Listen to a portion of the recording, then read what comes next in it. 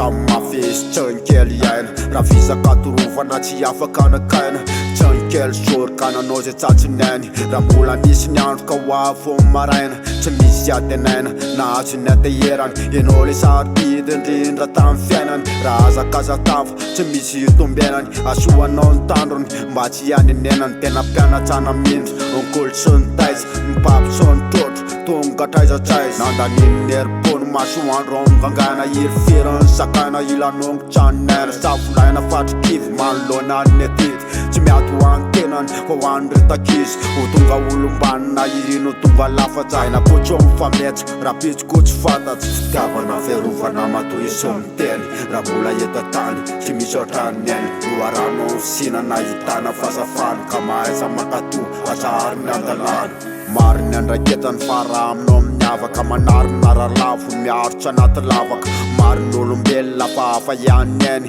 tsy misy asolo anazy nizanizy teny fa mitena faniriny ahitano fandresena andala petinizy ka mbola manatena anao mba ho tafita hitady ka ahita trisakany mahitanao mipetrapitry anatrehany namana anivony fiaramonina miady somitolona hitovizana manolo ka mamorina antizy tsy mamela savoritaka misako raha fitaovana nambalako nahitraka fitiavana fiarovana matoy sy miteny raha mbola eto tany tsy misy ohatrany ainy loarano sinana hitana fasafany ka mahaiza makato atsahary ny andalana fataro isy reny fototsy misina manana tsapotaiza ka aiza tefaliana feretany tsy hitanao amary tsy hitasorotra masoanao ny teniny tsy ampibindomolo tsy afolazako ombeny fanontano amalama fitiavana natolony fa tsy fakalana fiarovana tsy araza sofolaka ny andatany fikasana ho tateraka no azahoany fafony tsy avelano ravo raha mbola misy nery na orana ho sarotra ka apiteny rery raha ianao mo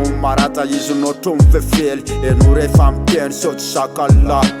anatsizy reny tony tsombakombalahy raha tsy mafomo mafana mafomampanterano loarano fisiny izy ka aiza pitraliny tsilobeny toeran-drano efa elan'ny afily